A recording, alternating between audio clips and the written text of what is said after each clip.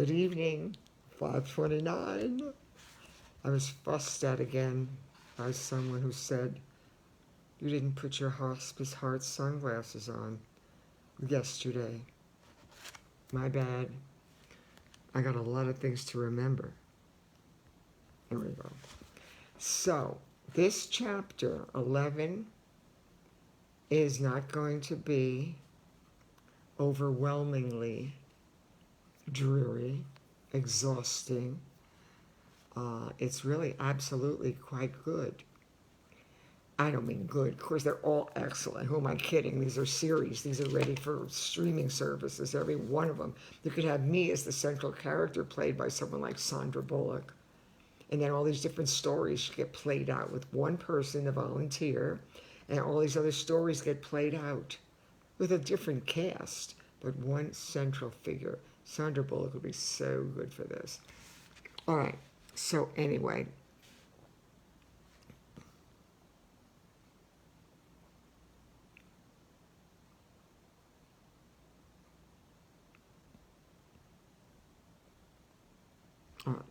Somebody said something that I'm not saying. Let me just waste here. All right. Somebody said, unfortunately, I'm trying to send you a friend request without success, but it's not going through. I think I have reached my request limit possible. I would be very happy to receive a friend request. I don't even know how to do that. Well, if I have your name, I'll go to, if I have your name, please, I will go to your name and it'll work. Hello, Jesse. All right, let me get into this, please. This is such a good one. This chapter involves a hospice nurse, a wife, and moi. Just for the effect, so that nobody yells at me that I didn't put the light on, the lights on, that I got the glasses on, okay? They don't match the earrings. Don't say anything about my wardrobe. You know what I'm going to wear. These are crinkle shirts. Hallelujah. Amen. Thank you, God, for insight. Anybody that wants to be a friend with me on Facebook, just send me a text with your name, and I'll send, or where I can find you, and I'll do it. I can't go through all the friend requests and everything because I get a lot of them. But if I know you specifically want it, just send me through whatchamacallit, a message, and I'll click on your name and I'll say something. We'll find you. Don't you worry. Thank you for watching. I have got to get into this. Chapter 11 in the book. Oh, and my webmaster said that all my readings from Committed to Love, my melodrama, shall be on my website as of today or tomorrow morning. Everyone, 24 chapters. Under the books icon where it says, hi Lisa, under the books icon where it says Committed to Love, Susan Reed's Committed to Love. When I'm done with the hospice book, it'll be the same thing. Under where it says about the hospice book, where you can get it, it'll say Susan talks about Hospice Heart. So that's it. Chapter 11 in this book. There was no safe place or comfort zone. As a hospice nurse said she was afraid to bring her baby home, and a wife who expressed the same concerns about her husband. A hospice nurse was afraid to bring her baby home. A hospice nurse and a wife who felt the same way and concerns about her husband. Quote, life is passion, passion is energy, energy is life, end quote. And I'm going to stop saying a quote. I realize when I hear myself, I don't need to. If somebody's saying something, they're saying it. If I'm saying something, I'm saying it. So I got to stop with the quotes. That's why I listen to myself. All right, just one more time though. Quote, life is passion, passion is energy, energy is life, end quote. April 1999. Dear Jeff, you know, Jeff, that I have been afraid many times in my life. I was frightened when we had to get married because I was pregnant. I wasn't prepared for the responsibilities of what being a wife and mother entailed. I loved you, but I wasn't in love with you. And there is a difference. We were both afraid of the sacrifices we would have to make. I fell in love with you later, but we were just friends. We were both afraid of the sacrifices we would have to make. Sometimes I was afraid that our constant arguments would cause you to leave, and at other times I was afraid of being alone. But as the years went by and our friendship grew stronger, it wasn't my marriage that I became more confident, but with the security of our long-term relationship and what we both could contribute to that, quote, I will say, quote, merger, period. We were a merger. What he lacked, I brought. What I lacked, he brought. It was Xerox and IBM. I mean, it was amazing. We were a team, and we were stronger together than apart. I became more aware that my fears of losing you to another man, though, would never happen. I knew that, like I knew my own skin, I knew that you would never leave me for anybody. In fact, that one facet of my life became the strongest feeling I had. Oh, how I hated your affairs and the other life you were leading. But I continued to love you and allowed our teamwork to make us stronger. We had become partners who depended upon each other. So what if the word codependent was a psychological term that maybe cast aspersions and negativity upon a relationship? I knew in my gut that we would never be apart by choice. It would never be by choice. You bet. That is what I'm saying. Don't start using these psychological terms, and you call yourself this and you call yourself that. I hate it. He was a great psychologist, but the last thing I ever want to hear is what some psychologist told you in a term. OCD, or that. No. As soon as you bring that into your world, you can become that.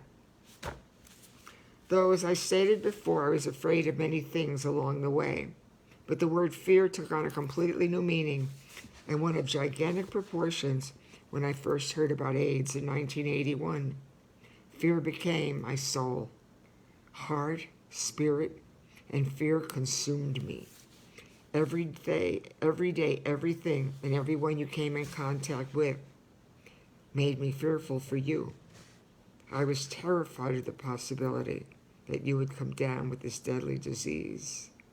Then in June 19th, June 19th, 1992, when you were diagnosed with pneumonia and AIDS, the fear I experienced at that moment was paralyzing.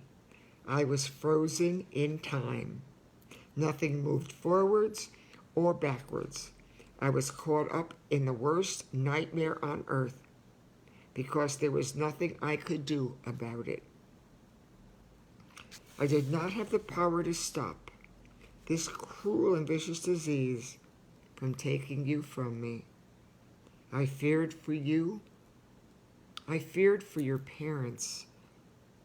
And I feared over the uncertain and frightening future that would eventually be mine. My fears made me say and do things that I never thought I would have done before. The frustration over the times when I didn't just doubt my ability to help you were real. They were too real. Many times I felt that I was helplessly inadequate to care for myself. Yes, it was fear now that overshadowed any other feeling or emotion that had previously existed. Now we'll get into the story. The following story deals with the issue of fear and tells how two extraordinary ladies faced and overcame theirs. They shared with me some personal feelings about their roles as wives, mothers, and caregivers.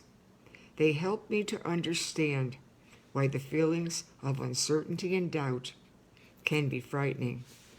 Again, as in all these incredible stories, the care center opened up a world of insight to me that never would have happened under any other circumstances. Hi, Michael. It was a quiet night when I arrived at the center. The atmosphere was peaceful and everything seemed calmer than usual. It was the kind of night that gives hospice a respite from hospice.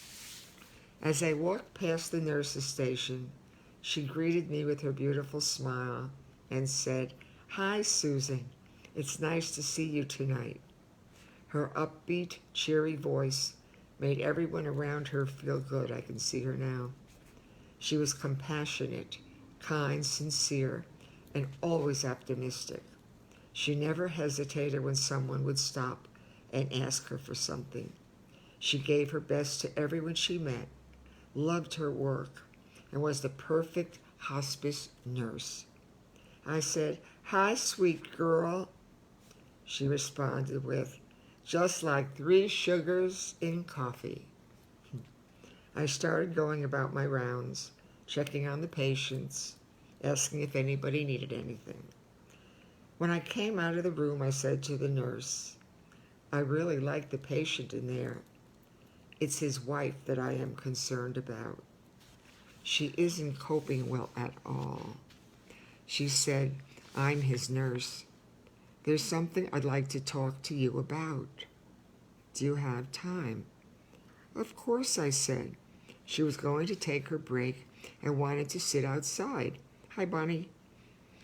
The evening was warm and balmy with thousands of brilliant stars twinkling down upon us. I said, "There is so much life around us tonight. It's hard to believe that we are at a hospice center." She said, "That man is such a sweet person. He'd been living with prostate cancer for 10 years. He had been at home and was doing well. His pain was under control and his family life was wonderful." This is the man in that room who was her patient. But 2 months ago, his condition took a turn for the worse and his doctor recommended hospice. Last week, his wife brought him in with an acute episode of pain. It was so unbearable that he couldn't walk, function, or sleep. It took several days to adjust his medication, but he is stable and comfortable again. His doctor said that he would be going home next week and hospice help would be over there with them. His wife said to the nurse, "I am so afraid about him coming home. I've been his caregiver for years, but this is something that I've never experienced before. He is out of pain for now, but what will I do if something like this happens again? What if it's worse than before? He is getting weaker and needs so much help. I feel guilty for feeling this way, but I am afraid for him. I don't know if I can handle another crisis. I want him to stay here because I know he will be safe, but I want him back home with his family. I don't know what to do." This is what the wife was telling the nurse, and the nurse was telling me. My mind flooded with images of you coming home from the hospital after your first bout of pneumonia. I remembered how afraid I was for you. It seemed like it happened yesterday instead of 7 years ago. I was caught up in the same conflict and issues that this woman was facing now. My conscious self told me that I would gain confidence in time and I'd be able to care for you. But my emotional self was terrified and confused. I questioned everything as I confronted my doubts and fears. The nurse said to me, "I understand." This is the heart of it right now. The nurse said, that was the wife talking before. The nurse said to me, "I understand why this woman feels this way. She made adjustments as the disease progressed and at times when their life was stable." I talked about that in my book. When her husband's unexpected pain got out of control, she watched him suffer and felt helpless. It's out of fear that she feels inadequate. Fear. Hi, Wendy. She is frightened for her husband and for herself. She wants him to stay here, but he will be safe. And now she tells me her story, the nurse. Susan, I felt the same way that she does, but for an entirely different reason. I felt this way when I had to take my daughter home from the hospital after she was born. I said, I don't understand the correlation between your child's birth and the wife's problem. How can you possibly compare the two? She said, I've been a nurse for 12 years. I've worked in hospitals and 2 years in a pediatric facility. My husband is also a nurse. We have a wonderful marriage, rewarding careers, and we love kids. We knew from the beginning that we wanted several children. After I suffered 2 miscarriages, the doctor said it would be difficult and possibly dangerous for me to get pregnant again. We were devastated. We had accepted the fact that we might not have any children. This is a nurse. However, I did get pregnant, and we were both ecstatic and apprehensive at the same time. I had to stay in bed for 9 months, had a cesarean section, and the baby was perfect. When my husband came to pick us up, I was petrified and started to cry. I panicked. I couldn't stop thinking about the different things that could happen with the baby at home. What if there is an emergency? Will I be able to handle it? This is my baby, not someone else's. The hospital gave me a sense of security and well-being. It was my safety net. I wanted the baby home, but I was feeling insecure and inadequate. I can relate to this woman's mixed emotions. It was a horrible feeling. My brain told me that this didn't make any sense, but I couldn't convince my emotions to feel the same way. I didn't have a safe place in my heart or a comfort zone in my mind. I didn't have a safe place in my heart or a comfort zone in my mind. My uncertainty and doubt lasted for days. Slowly my feelings of inadequacy started to give way to the joyous feelings of motherhood. I became a mother first and a nurse second. I knew that we would be all right. After she told me her story, I understood why both these women felt that way, felt the way they did. Though the reasons for feeling this way were different, their emotions were the same. You can try as hard as you want not to be emotional about something. Some of you are quite capable of turning it all on and off like a faucet. Most people can't. You are going to know the spirits, whether they be good ones or some bad ones that sneak in. But fear,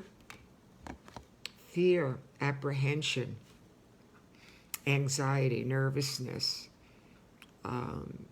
going out of a place where you're used to. If you're used to a certain something, you're used to a certain food, might you feel a little scared or intimidated by trying something you've absolutely never eaten before?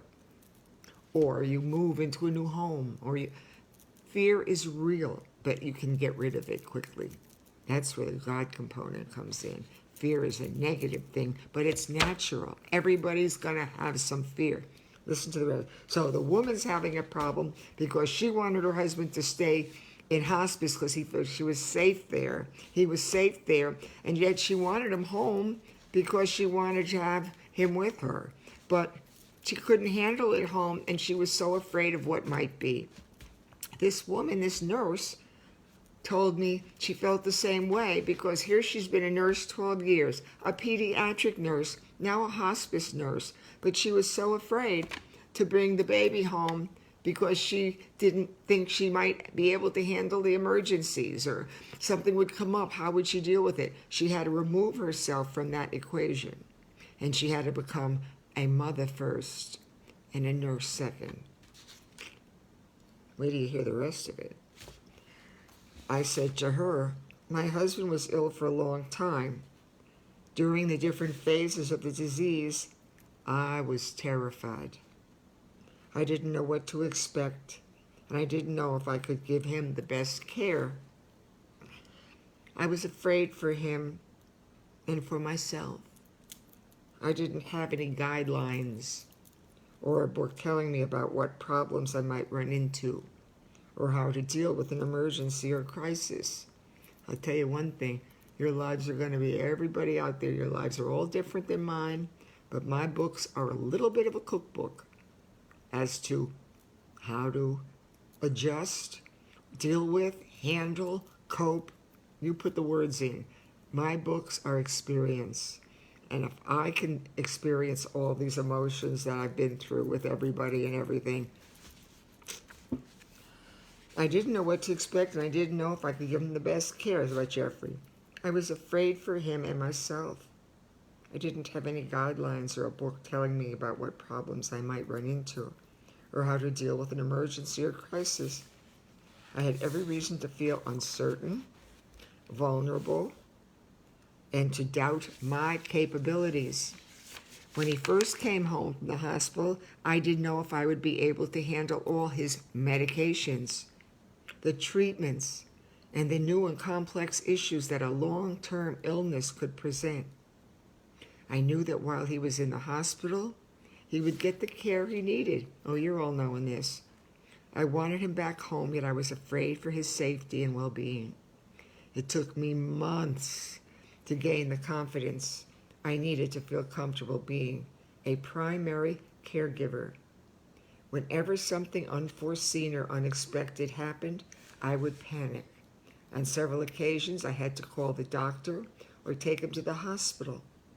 The more I learned about taking care of him, the better and more confident I became at giving care. And the more I faced my fears, the stronger I became. The nurse thanked me for listening, and I thanked her for sharing her feelings. We smiled, gave each other a hug, and said goodnight until next week. On my way home, I couldn't stop thinking about our conversation. The nurse addressed the similarities in a way that made me aware of my vulnerability, how important the feelings of security and safety were for me and for everyone. Everyone wants security and safety, and there's no guarantees about it. The fact that she understood this problem from her own perspective made this issue even more powerful. In the beginning, I didn't know anything about the different stages of a long-term illness. In time, I developed the skills and techniques to handle almost anything that could happen. More importantly, what I did learn about myself and the information that I've acquired through my involvement with hospice that has helped me to handle my life more effectively. I thought about how many people, I just did this before, talk about prophetic. I wonder how many people have experienced this kind of fear, every one of you. How many would face the issue and doubt of their competency? When you watch someone you love face the challenges of a long-term illness, it is normal to feel insecure and fearful. Jeff, your trust in me gave me the confidence I needed to help you through this time. Your unconditional support throughout our marriage, and now even after your death, has helped me to grow stronger and feel more secure. Thank you for trusting me with your life. I'll say so long for a little while. I love you, Susan. I think this story absolutely is for everybody. There will be no time in your life when you will not know the feeling of incompetency, inadequacy, uncertainty. I could be the mistress of uncertainty. Last night I called myself the deaconess of the dying, and I started to laugh. But it's true. I could nickname myself so many things. If you go to SusanMintz.com, and please don't ask me what my website is, because I tell you all the time. If you go to susanmintz.com, there's just so much there, but the books icon will tell you about the books. And if anybody should want them, you can get them through Amazon and Barnes & Noble. And I would suggest you seriously consider it, because it'll be the best, I think, $22.95 you've ever invested in. Except maybe a really great hamburger when you were thoroughly tired of fish. In general, it'll outlive me. It'll outlive you. Books outlive people. I've put books in this earth, many you do not know about. Many haven't been published. I got a drawer full of them. Anybody that wants to do a story on me or make a series out of my book and my Hospice Stories book, well, I could open up a drawer in my second bedroom and I'll give them books that have never been published. I got a lot. But I won't just give anything in my life away, that's for sure. So you saw the similarities, and the all common thread was fear. And feeling sometimes inadequate. Boy, did I do that when you're talking about AIDS. And even in your marriage or in a relationship with somebody, and they come down with, hundreds of different viruses and illnesses. Look what COVID did to people, long haulers. And it's frightening to not be in control of your future, of course, which you don't really have any control of, but it's frightening to not know if the decision you made was the right one. I'm the type of person who'll make a decision even if it isn't the right one, because I'm not someone that sits back and waits for anybody else. I mean, that part of me is real. If the plane were going down, I would try anything to keep it up, even if I didn't know how to fly a plane. I mean, I'm that type. I'm a decision maker. They may not always have been the right decisions, but I make them. I'm not somebody that sits back and goes, should I do this and should I do that? And no. Make a decision and stick with it. If it's wrong, it's wrong. If it's right, give yourself a check. So I'm going to say, and I have to make myself laugh. I mean, if nothing else, the end of the night, I listened to me. And last night, I laughed so hard, just those first few minutes. Please go back and if you know anything about me, my sense of humor is not like others. I called myself, oh, here she goes again, the deaconess of dying. And there she is with the sorrow and the suffering. And it's so dramatic. I would love Sandra Bullock to do something with me. I've wanted her for years to be involved with my life. So may I transgress. I shall say thank you all for tuning in, some of you loyalists. And then there's some of you who are coming on board new, and I can't get to you. You come on at the very last minute, and I can't message you, and then next thing I know, you're all gone from my story, and you're all on views, and I haven't figured that one out yet either. So God bless you all, and shalom, hello. Oh, it's another Shabbat. Do you believe the weeks are flying by? Shabbat shalom, my Jewish brothers and sisters, and shalom, goodbye. I take Saturdays and Sundays off to recover from me. You bet. I need to start resting for 2 days after I listen to myself. But I'll be back Monday. And the other thing, I have some very, very, very, very good news. I will be reading, I would say there's probably about 10 or 12 chapters in my personal book, Committed to Love, that I am going to reread in entirety, each chapter, like I'm doing this. I broke my chapters in my book down into 2 readings, but to me, that's the way I had to feel. It's different now.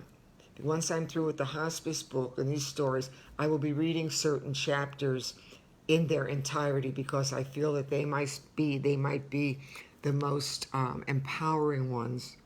And then also, I was writing for decades for newspapers and magazines.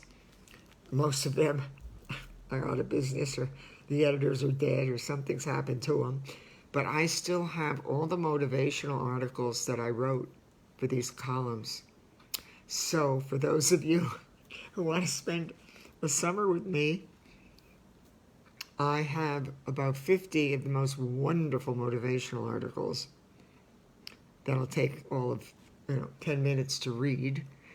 And they're excellent. Some are about health and wellness, some are about positive thinking, but they were all motivational because all the columns I ever wrote were either about health and well-being or fitness or something. So you all have to look forward to me not going anywhere unless I'll get that call saying, would you fly to Atlanta because Tyler Perry really wants to talk to you. Oh, Tyler, send the plane.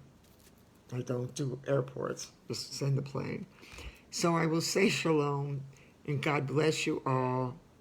And I thank you all so much for being with me, and I will see you Monday. And I love your comments. And if they're private, keep them on Messenger. If they're not, please comment. They're wonderful and they encourage other people. God bless you all. Shalom. I hit finish.